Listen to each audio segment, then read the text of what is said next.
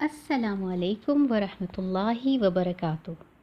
پیارے بچوں، امید ہے آپ سب ایمان اور بہترین صحت کے ساتھ خوش و خرم ہوں گے۔ سیرہ کہانی میرے راہبر میں خوش آمدید۔ آج کی قسط میں ہم غزوہ احد اور اس کے بعد کے کچھ مزید حالات جانیں گے۔ احد کی جنگ میں نوجوان مسلمان خوب جوش میں تھے۔ وہ اپنے آپ پر بہت بھروسہ کر رہے تھے کہ ہم دشمن کا برا حشر کر دیں گے،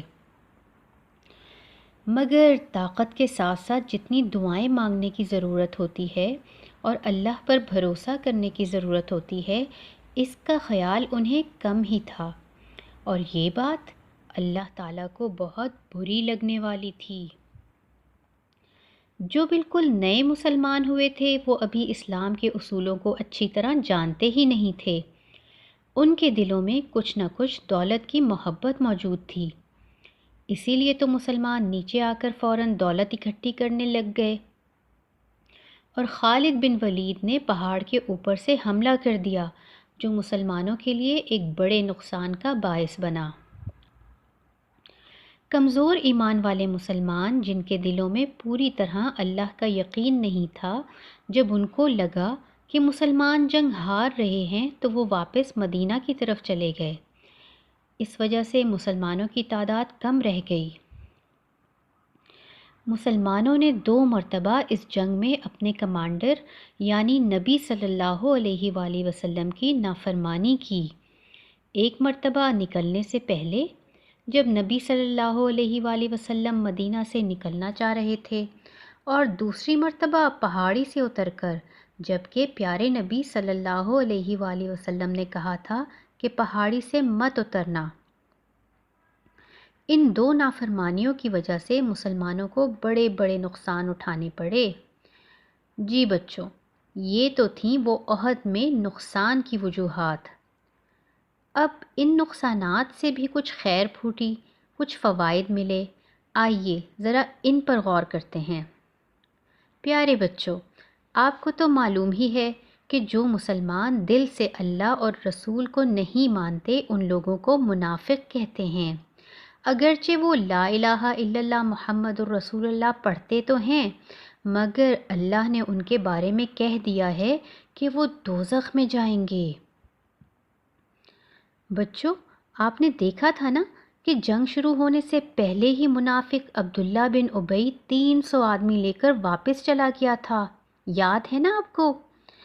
احد میں نبی صلی اللہ علیہ وآلہ وسلم کا ساتھ چھوڑ کر جانے کی وجہ سے اب مومن اور منافق واضح ہو گئے کہ کون لوگ سچے مسلمان ہیں اور کون منافق ہیں۔ اگرچہ دونوں غلطیوں کی وجہ سے مسلمانوں کو بہت نقصان اٹھانا پڑا، مگر دوسری طرف اس نقصان کا ایک بڑا فائدہ یہ ہوا کہ سچے مسلمانوں نے آئندہ کے لیے اچھی طرح اس بات کو سمجھ لیا کہ ہمارا فائدہ اسی میں ہے کہ ہم چپ چاپ اللہ اور اس کے رسول صلی اللہ علیہ وآلہ وسلم کی بات مان لیا کریں۔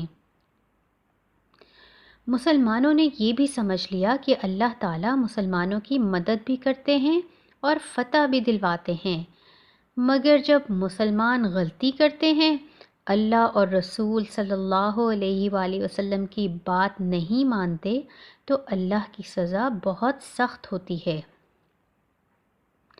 ذرا سوچئے، اگر اللہ تعالیٰ مسلمانوں کو تکلیف نہ دیتے، اس امتحان سے نہ گزارتے، تو پھر مسلمان کس طرح اپنی غلطیوں کو سمجھ سکتے تھے؟ وہ آئندہ پھر ایسی ہی غلطیاں کرتے چلے جاتے اور اللہ کو ناراض کرتے چلے جاتے۔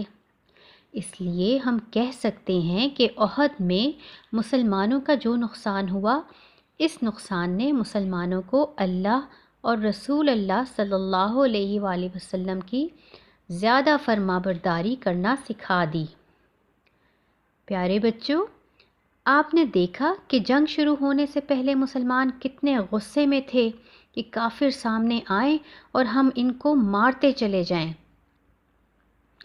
مگر ذرا غور کریں، ان جوشیلے سچے مسلمانوں کا جنگ شروع ہونے سے پہلے زیادہ تر دھیان اپنی جوانی اور طاقت پر تھا، بس یہی خیال ذہن میں اچھل رہا تھا کہ ہمارے بازوؤں میں بہت طاقت ہے۔ ذرا سوچئے تو، کیا کوئی جنگ صرف اپنے بازو کی طاقت سے جیت سکتا ہے؟ نہیں نا، بلکہ جنگ جیتنے کے لیے اللہ کی مدد ضروری ہوتی ہے۔ جنگ میں اللہ سے دعا کرنا، اللہ پر بھروسہ رکھنا، یہ بہت ضروری ہوتا ہے۔ اب جب مسلمانوں کو اتنے طاقتور ساتھیوں کی شہادتیں برداشت کرنا پڑیں، تو ان کو سمجھ آئی کہ آئندہ سے جب بھی جنگ کرنی ہے تو یہی دونوں کام کرنے ہیں، اپنی تیاری بھی پوری کرنی ہے اور اللہ سے دعا بھی پوری کرنی ہے۔ اس جنگ میں 2 کلمہ گو ایسے شہید ہوئے تھے جن میں سے ایک کے بارے میں نبی صلی اللہ علیہ وآلہ وسلم نے فرمایا تھا کہ وہ جنتی ہیں۔ ان کا نام حضرت اسیرم تھا۔ حضرت اسیرم احد کی جنگ شروع ہونے سے پہلے تک مسلمان نہیں ہوئے تھے۔ جب جنگ شروع ہوئی تو اللہ کی توفیق سے فوراً کلمہ پڑھ کر جنگ لڑنے لگے۔ اسلام کی راہ میں جنگ لڑتے لڑتے انتہائی شدید زخمی ہو کر نیچے گر پڑے۔ جب یہ انتہائی زخمی حالت میں تھے تو صحابہ ان کے پاس پہنچے اور پوچھا کہ آپ تو مسلمان نہیں تھے، آپ کیسے جنگ میں آئے؟ تو وہ کہنے لگے کہ میں نے لا الہ الا اللہ محمد الرسول اللہ پڑھ لیا تھا۔ صحابہ رضی اللہ تعالی عنہم اجمعین نے پوچھا، آپ نے یہ جنگ اسلام کے لیے لڑی ہے یا اپنے شہر کی خاطر؟ اس بات کا اسیرم نے کیا جواب دیا، یہ ہم جانیں گے سیرہ کہانی کی اگلی قسط میں۔ ہمارے ساتھ رہیے گا، اپنا اور اپنے گھر والوں کا بہت خیال رکھیں۔ فی امان اللہ۔ السلام علیکم ورحمۃ اللہ وبرکاتہ۔